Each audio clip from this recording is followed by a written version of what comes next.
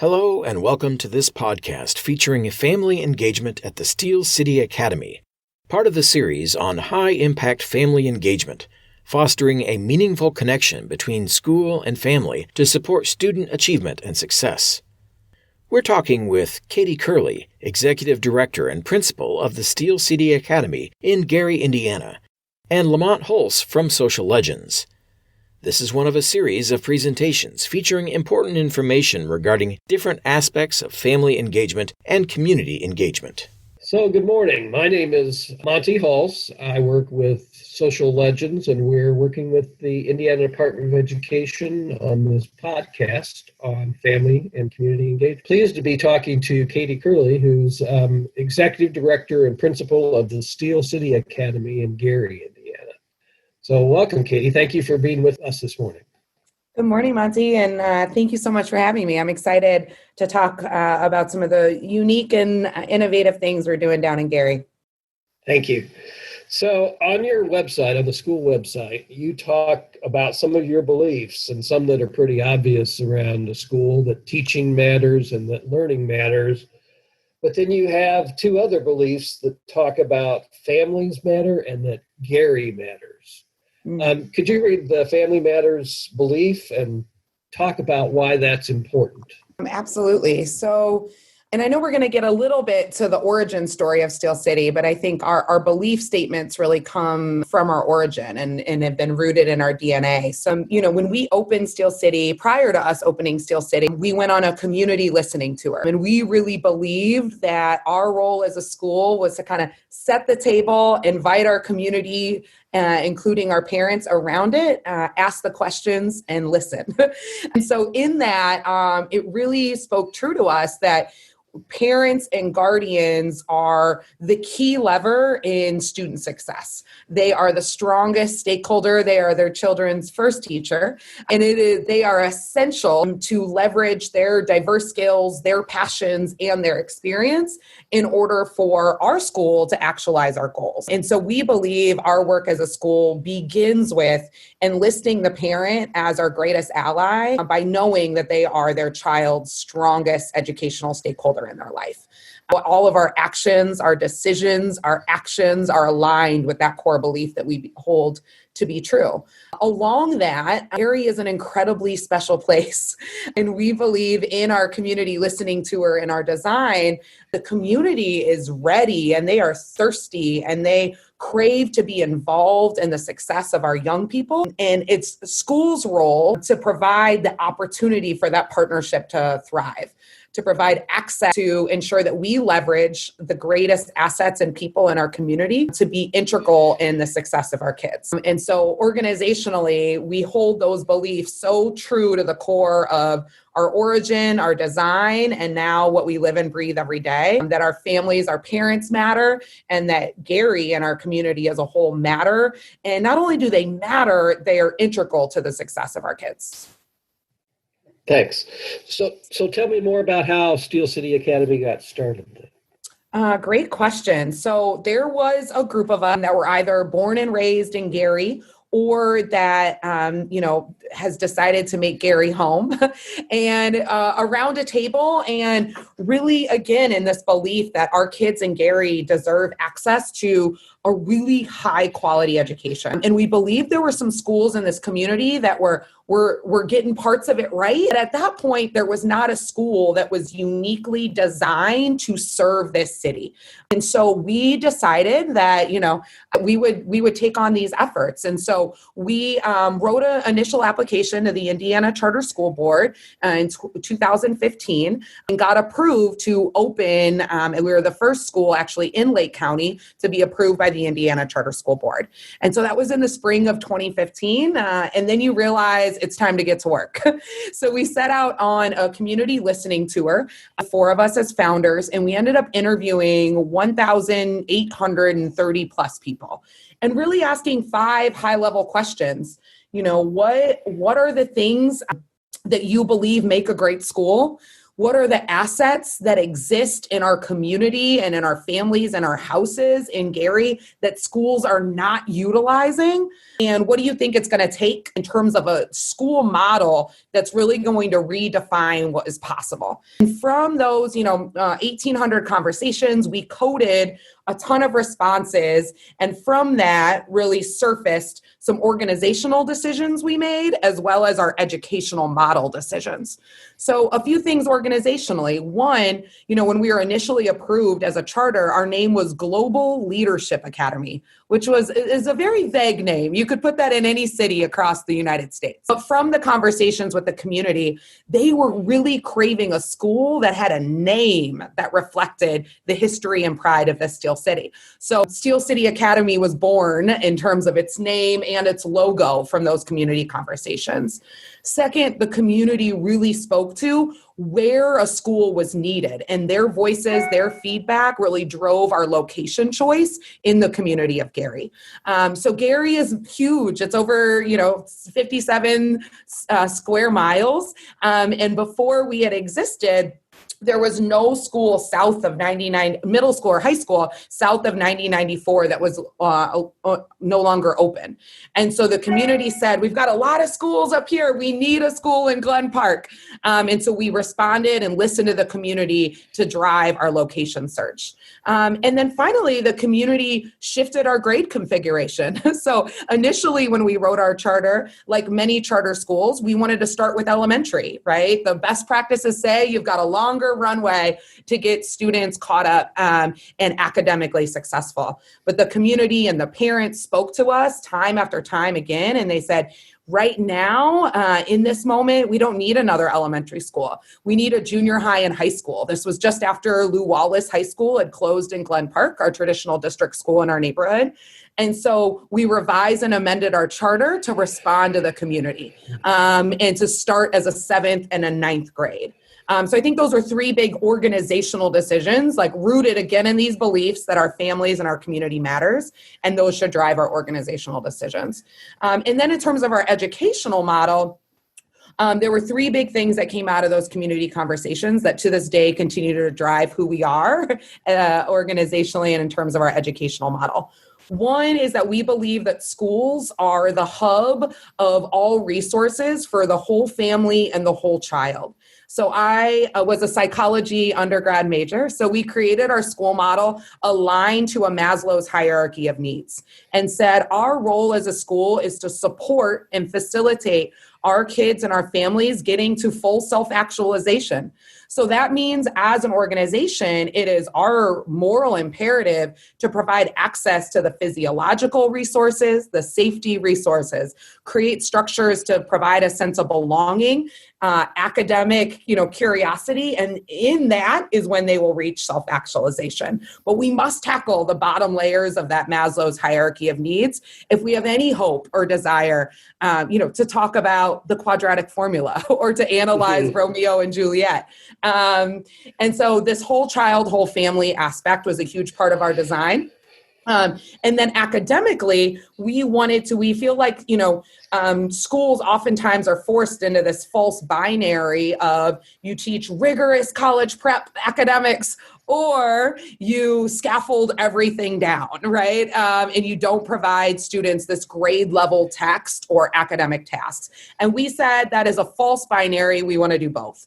And so the way we set up our structure is that students are in grade level courses every single day, engaging with rigorous texts.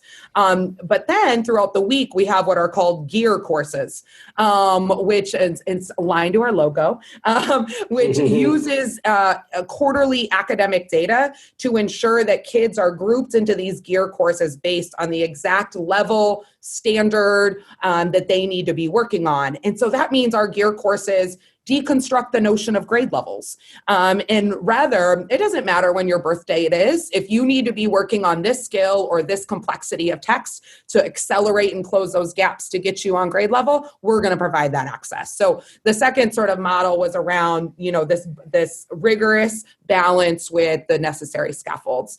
And then three, we think a huge part of our work is around this sense of identity, which you probably also saw in one of our belief statements, that it is the role of school to provide the experiences for our kids to develop a deep sense of pride and understanding on who they are, where they come from, and the world around them. And so we do a lot of work with our courses, our curriculum, our SQUAD program, which is our advisory model, to ensure that our kids, when they walk across our stage and go out into the world, that they have this deep understanding and pride of who they are and where they came from.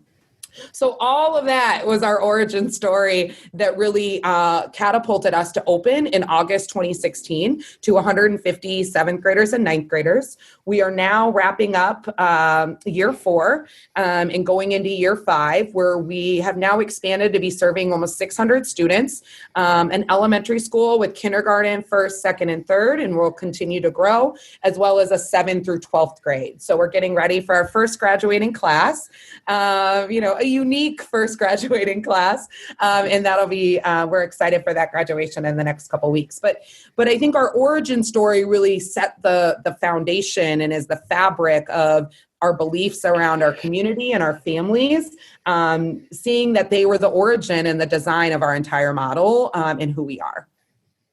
So it sounds like your strategy for engagement just grew out of the way you started. So talk a little bit about how you made that transition from your planning into implementation and how you were engaging families particularly, but also partners in that process. Great. So I think what we learned in our design year of community conversations is that, we saw our role of school was to create the spaces and in the community for our parents to provide their input, their feedback, share their skills and gifts for the greater good of our organization, and for our students and our families and our community to actualize those goals. So for us, as we transition into implementation, it was a commitment to ensuring that those spaces continue to be created for our families. And I think oftentimes that bridge isn't made, right? We get into a school day and a school year, and there's so many things. And again, going back to our beliefs that family matters, we would never lose sight that our parents deserve, and they are the most important seat around the table. And our role as a school, and my role as the principal, is to create the systems and the routines to ensure that those spaces are continually created. And not only is the space created, but then there is follow through, and that those, sort of takeaways and actions are shared back to our families so that they see that their voices and their feedback are critical to the forward movement of our organization and ultimately our success. And so as we transition to implementation, it was designing the structures to ensure that those voices and their input continue to be a part of our model. And so we've created a few of those that continue on even in year 4. They've evolved based upon the feedback and what we've recognized works. But those came from that belief in terms of creating those systems and spaces for families. So what are some of the systems and routines and practices that you've done and continue to do to really engage families? Great. So I think there are 2 that are the most important and critical to parents being active stakeholders in not only the growth of their own child, but our overall school community. So one is a program that we called Vision Keepers. And this was born out of our community conversations in our design year. But, we believe that our parents, our community partners, our staff, and our kids, they crafted this vision. And therefore, they hold this special role to ensure that we fulfill the promise of our vision to redefine the education and the opportunity for our kids in Gary. And they are the vision keeper. They are the keeper of ensuring that Steel City fulfills that promise. And so we have 4 different types of vision keeper groups that meet on a different varying cadence to come together and to give me feedback as the leader of the organization in terms of if we are living true to the vision and when we are falling short in different areas, giving feedback on how they think we need to close that gap. So our parent vision keepers meet on a monthly basis. And we explore a variety of aspects of our vision for them to see it, it come to life in the building. And then for them to give me feedback from a parent perspective around how we can be fulfilling that promise even better. So for example, we'll have a group of vision keepers that, do a learning walk with me and get into classrooms and really see our practices, see our school culture in a really authentic way, right? There's nothing more authentic than getting into classrooms and being in the hallways and being outside at recess to understand, the true authentic culture. And so, we'll do rounds of them taking observation, having observation tools, and then, we'll have a guiding question that we're really looking at aligned to our vision. And then we'll come back together and they'll give me feedback and kind of we'll go through a protocol for them to, some warm feedback, some cool feedback, some ideation around possible solutions. And I'll take all that information and take it to my leadership team, to my team of teachers. And we really identify, one or two of those strategies that we want to try and implement based upon our Vision Keeper feedback. And so that's been a really beautiful strategy to ensure that, I continue to be held accountable and our school accountable to fulfilling that vision through the lens and through the eyes and the experiences and perspective of our parents. So how do you staff to do this? You've described that you're doing a lot of this work. What's the expectation of other staff of teaching? Do you have anybody dedicated to doing this most of the time? We do. So actually, every staff member in our building is what we call a squad leader. And our squads are our homerooms, our advisories, and, it's a group of 12 to 15 students and one squad leader that stays with them the entire time at Steel City. And so our squad leaders are our first and primary point of contact with our families. For, the way we talk to families and to our squad leaders about it is you are that child and that family's greatest advocate. You are their point of contact for everything. And so our squad leaders are really the ones that cultivate those really meaningful and authentic relationships and are always collecting feedback from our families as it relates to our vision and our model. And they hold those relationships and create that sense of family in the strongest way. And so I would say, all of our teachers, because they are squad leaders, are our first line and most important aspect of our family partnership strategy. We also have a family and community coordinator who leads one of our other strategies, which is our Parents in Action group.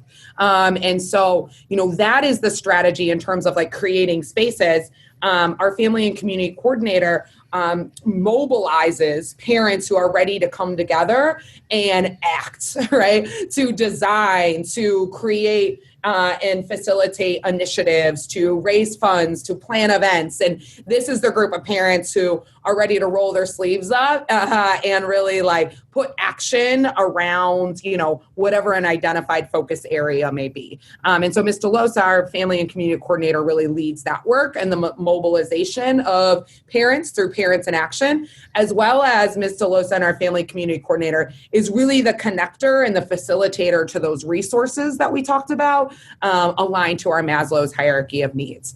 I see my role in leading the Vision Keepers as kind of the 30,000 foot view, right? The strategic planning, the evolution of, our high level vision, our mission. And so we kind of have all lines of our team working together with our parents, sort of tackling, to the most intimate student level, from our squad leaders to the facilitation of resources and action, to me really tackling and working, with our elementary principal as well on are we fulfilling our high aspirational vision and the measures we set out.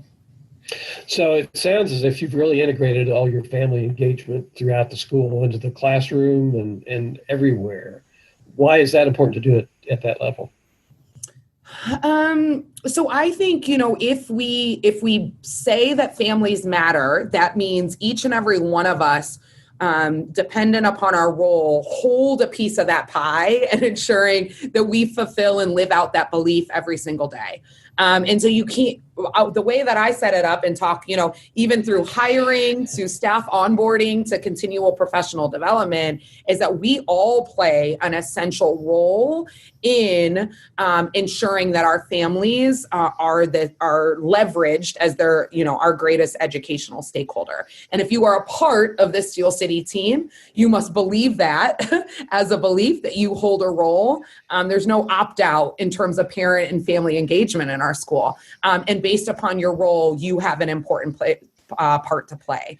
And so I think it's all about just framing that to staff and everybody having clarity around what their role is in your parent and family engagement strategy.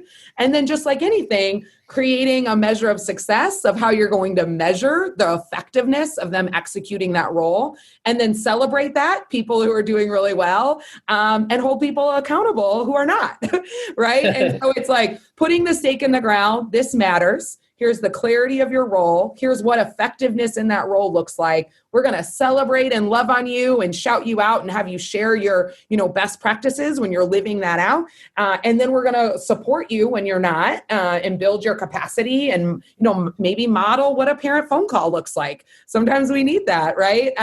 And so we approach that the same way as we would look at other more traditional expectations of a teacher or a staff member's role. We hold parent and family engagement as a critical one. When you have a new child come into the school, you have new parents too. What do you do to reach out to them and to try to integrate them into Steel City? Great. So I think it starts, one, we get most of our families from word of mouth from other families, right? Parents who are talking to one another, at a block party or out to eat or at a child sporting event. And so our parents are our greatest advocate and storyteller around who we are, right? Our work then is once that new prospective parent steps foot in our doors, that we live true to that experience. And so I think it's a couple things. One, for many of our parents and families, they might not have had a really strong experience or felt like a valued partner in a school. And so we have to think about what a parent experiences the moment they walk in our door, and we begin that impression around how we see and value them. And so that starts in our front office, right? It starts with, the graciousness and the love and this like humanity of how we communicate with our parents and families, and offering if they want tea or water or a cup of coffee, and really like make them feel that the moment they step in our door, this is their home too. And that it hasn't always been true for all of our families.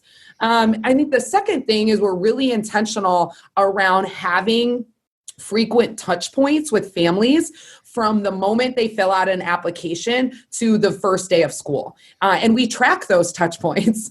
And so, every new prospective family gets at least one mode of communication a week from a different staff member the moment after they fill out our application. We have a variety of community and family events for both returning and prospective families throughout the summer, from family barbecues to bowling events to game nights in our cafeteria to, ways to really set the stage that we're not even going to talk about like what the classroom's going to look like. Like, let's just be in community with one another. And then we do, traditional orientations where we really like put a stake again in like who we are and what each of the roles that we play, and really create this shared understanding and interest that like, we're about kids and we're about your child. And so, but I think it really starts with intentionality of the parent experience from the moment they walk in, to frequent communication and invitations to join our community, to, providing and empowering them with all the information about who our school is, what we are about, and the role in which we want them to play. So right away in the summer, we're signing them up for Parents in Action. We're connecting them to their squad leader with, cell phone numbers, sometimes even home visits, so that like sense of family and community, they taste it, they feel it from the moment they begin to engage with us.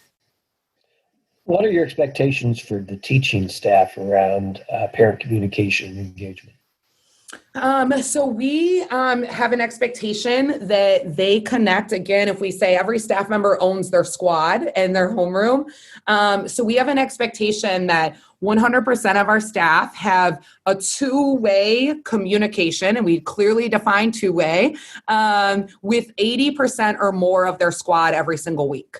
And we track that, and we mark that. Teachers track that. We have everything for it. So, and we understand one of the things that I've learned from parents is that two-way communication. There are lots of different ways and modes in which that looks, and I think now more than ever in this, our virtual world, we're learning that. What's important is that it's a two-way communication, right? Me sending and leaving a voicemail isn't a two-way communication, and so it can be a text exchange back and forth. It can be, an email exchange back and forth. It can be through Classroom Dojo or Kickboard. It can be a phone call. It can be, a meetup. And so we really provide a lot of different modes because we know our parents have different preferred modes of communication. But what's important is that you feel like there's a two-way connection. And so, that expectation is there for each of our squad leaders. We also do, in terms of our, content teachers, we send home grade reports every single week.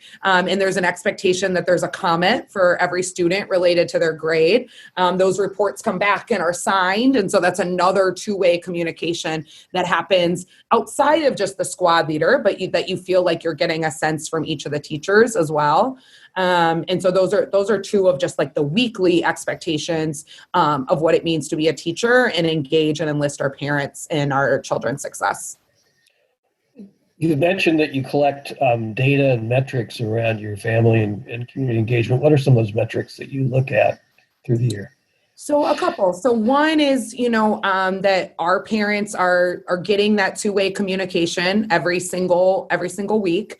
And we then sort of have a tiered system. So if we are not getting that communication and the squad leader isn't, then it goes to our family and community coordinator, right? Let's understand and unpack maybe why we aren't able to make that communication. The second one is attendance at Parents in Action, Vision Keepers, any other, parent event that we host. We host, monthly, other monthly events in the building, whether it's, a math night or a literacy night or 21st Century Scholars. And so we track parent attendance at those monthly events. We also track attendance at our Parents in Action meeting. We track attendance at our family report card pickups and parent conferences.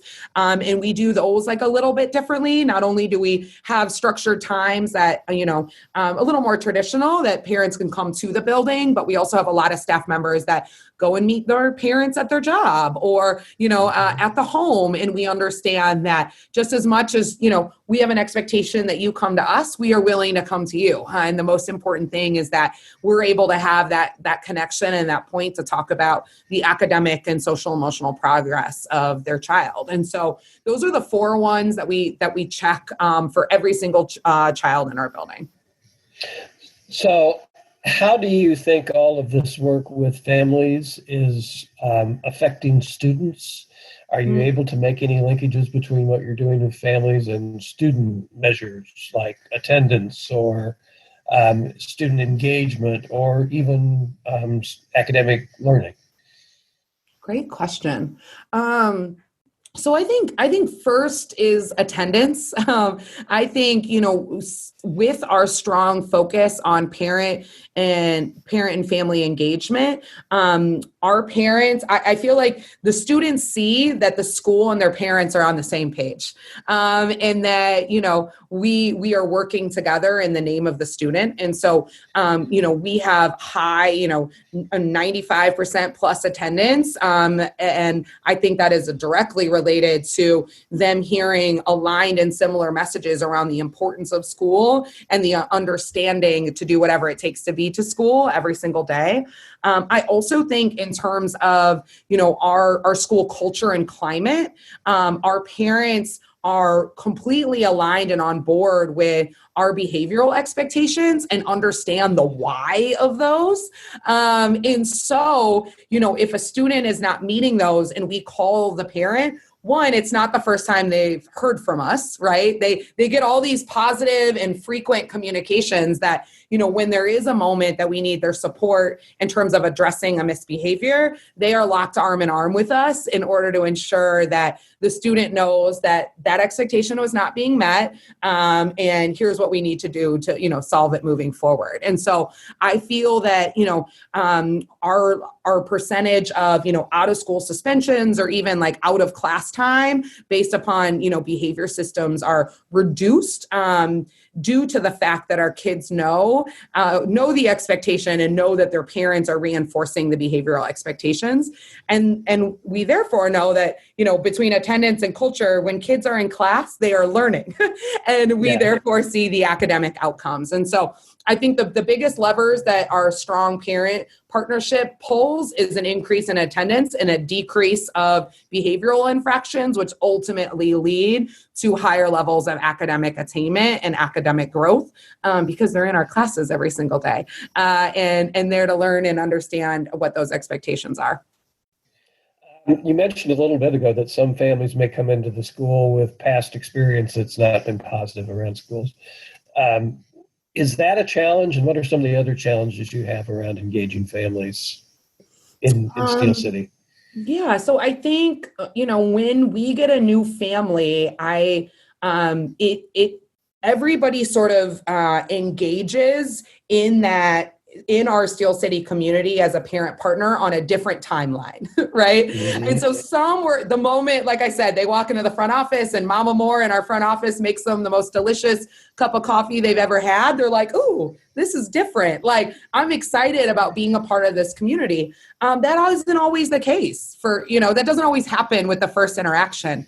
And so I think it is the challenge is ensuring that we, stay true to who we are and continue to, provide those communication and those touch points, regardless of if we aren't always getting that back to us, because we have to have an unwavering belief that they will get there and we will create this unified and aligned front. And that, for some families, because of their past experiences and this lack of trust that can sometimes exist between, parent and school or parent and school leaders or parent and teacher, to restore and repair that takes a different time for different people, right? And so I think that's the hardest thing. And it particularly in terms of, overcoming mindsets from staff where if they don't hear back a couple times, then there can be sometimes a sense of defeatedness or deflation or deficit-based mindsets that creep up around this parent doesn't care, right? Or this parent doesn't want to be involved. And we know time and time again that is not true. And it is instead our role to repeatedly act on this sense of our belief about the importance of parent to overcome and restore that trust that may have been broken from past experiences. But that requires a lot of grit, and that requires a lot of persistence, and that requires a lot of overcoming and deconstructing deficit-based mindsets that sometimes exist in educators about our parents and families if that engagement doesn't look like what they think parent engagement looks like, right? Mm-hmm. And so I would say those are a couple of the challenges. And it requires us to continue to be really innovative around differentiating and individualizing both our communication and our strategies to reach parents. And I think that's the part we're still working on. I think this virtual world is another forcing mechanism for us to get creative around ways that despite this, now they can't even come into our building. How do we keep them enlisted and engaged? And I think there's going to be positive things that we're doing right now that will continue even when we're back, fully in the building, whenever that will be, because this was a forcing mechanism to be even more innovative than we have been historically. So what kind of professional development do you do for teachers to get them up to speed on this program? And at the same time, what kind of capacity building do you do with families to help them understand kind of the model and the new expectations? Great question. So I think we have some learning and some more work to do on the teacher side, if I'm being honest. So I think we do a great job of investing them in the why of parents and families, setting clarity about their role, and continuing to like circle back to our expectations. We have started this year understanding that for some staff, they have varying levels of comforts, experience, or skills to initiate and to begin to build that relationship. And so what we've started doing is, doing a lot of living the learning and modeling what these conversations can and should look like. So that looks, anything from we've had, we leverage teachers and staff members who do this really well. And so we have done everything from, write a initial script of calling a parent for the first time. And we have a teacher, we sort of fishbowl that, and we have a teacher model what that phone call can and should look like. And then, we have people observing in a fishbowl and sort of, okay, what did you see here? Now I want you to practice and get feedback before you make that call. And so we do some parent phone call fishbowl modeling. We also do that for parent-teacher conferences. Let's model what an effective, student-centered parent-teacher conversation can really look like. And what are your talking points and what do you address? And so that's a lot of the capacity building that we've been doing, is just trying to model and live and show what that can and should look like, and then provide cycles of feedback. Seeing that the squad leader in our building is our like sort of tier one and our primary connector to families. For our new staff, we also pair them with a more veteran squad leader. So their first year at Steel City, they are a co-squad leader. So, the greatest way to become a great teacher is to watch great teachers. We think the greatest way to become a squad leader, which one of your integral roles is the connector to family, is watching great squad leaders. And so we think for our new teachers, that's a really strong capacity building and professional development experience to have that full year where you are really living and watching alongside somebody who's been doing this work a lot longer. And so those are the ones that's the primary ways in which we build and work with our teachers. And then I think with families, starting at our orientations and continuing through at any moment, in those events or in conversations, it's regrounding in our belief that they matter and that we are here to listen and learn, and starting each of our conversations with that, and them having immense clarity around, who to go to for what on our team, so that they feel their concerns, their questions are immediately responded to and acted on. And so I think sometimes in schools, there's a lack of clarity of, if a parent has a question about X, who do I go to? And so a lot of our orientation work, and even in the virtual world, we had to build this all over again, was like, who do I go to and how do I connect with them to get my question or concern heard? And so I think that's been a lot of our work with parents, so that they know how to navigate like the school ecosystem in a way that allows for their feedback to feel really heard and validated in a timely way. So when you were talking about starting up the school, you used the term assets, that families and community partners could be assets. Tell me a little bit about the thought process around that. So, I, in our belief and in by the fact that, the way we designed our school was listening to the community, we believe that they hold the answers and they know what it takes from a lived and real experience. And they've engaged with schools and they understand what works and what doesn't. And so we believe that the perspective of our parents and of our community, that they are an asset through a lot of ways. One, their experience that's going to drive, our decisions and our model. Two, that many of them are doing remarkable things in their work, in their churches, in their, block clubs, and they have a set of skills that if we create the access and the entry point could be leveraged in our community to have a greater good for all kids. And so whether that's from, event planning to fundraising to, creating, Steel City swag, or, they have so many assets and skills that they are living out every single day. And it's our role of school to provide them those opportunities for that to be leveraged in this community that they care about and that their child belongs to, and that they ultimately, are invested in the collective success of. And so, our Parents in Action group are the ones designing and leading our dances and our event planning and our different fundraising opportunities. And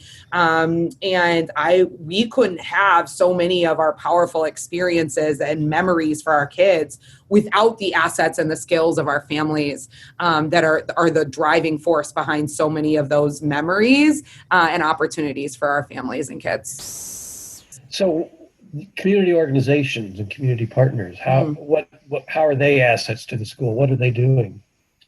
Great question. So one of the most, unique things about our model as it relates to community partnerships is a program that we call Gear and Flame Week. And that's in our logo again, always like on brand.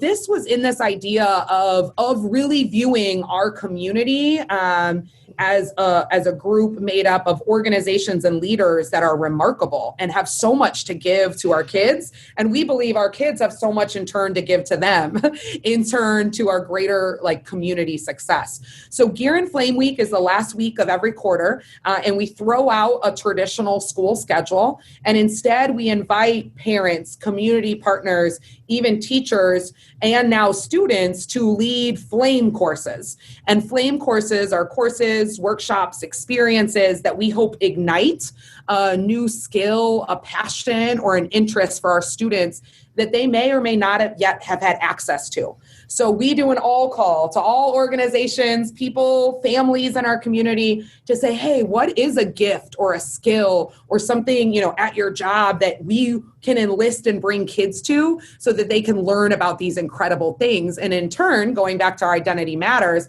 understand this incredible community they're from, made up of incredible, community partners. And our students then have the opportunity to self-select those flame courses that ignite and excite them the most. So in our past 4 years, we've had anything from community partners come in to lead, podcasting courses, HBCU majorettes, aeronautics, saxophone. We've gotten out into the community and built an urban farm. We've done a lot of, some poetry that we worked with the Gary Poetry Project to, board up abandoned buildings with the poetry work of our students. And so, all of these things were born from this Gear and Flame Week, which essentially enlisted our community as assets to connect our kids to these incredible things. And that's been just like a beautiful, beautiful thing that we have done at Steel City since our founding year. Are there other ways that community partners are supporting your whole child, whole family approach? Absolutely. So we have, in addition to Gear and Flame, then some community partners who are really at the fabric and core of our daily operations. And so we have several community partners that we work with for after school programming, both on our site and throughout the city of Gary, which again provides our kids access to these experiences and opportunities, as well as after school snacks and dinners and all of this. We work really closely with Merrim Health to provide our families access to physicals and health screenings. And they come into our building to do, all of that. And so our families and students have access to that within our school building and don't need to go anywhere else.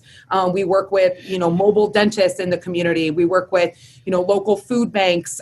So we have both a clothing center and a food bank within our school. And so, we partnered with Whirlpool to get washers and dryers in our school. So families have access to those, as well as, clothing when needed, or, extra goods from the family food bank. And so those are, at the core to day to day who we are, the after school programming to the access to quality healthcare and so much more. So what do you hear from your community partners? Why they are doing this? What do they get out of partnering with Steel City Academy? I think so many of our community organizations in Gary make the choice to serve Gary because they believe in the future, the potential of what this community can be. And they know that that starts with our young people and that starts with ensuring that our kids and our families have what they need to be well and to be healthy and to be safe and to be thriving. And so every community organization that I reach out to or that reaches out to me in Gary is at the end of the day about kids, and they want what's best for kids. And I think what I realize as a school leader is it's my work to extend my arm and to say, come on in. We want you. We need you. We think you have, access to resources or talents or skills that we need. And my job is to create the opportunities for them to come on in.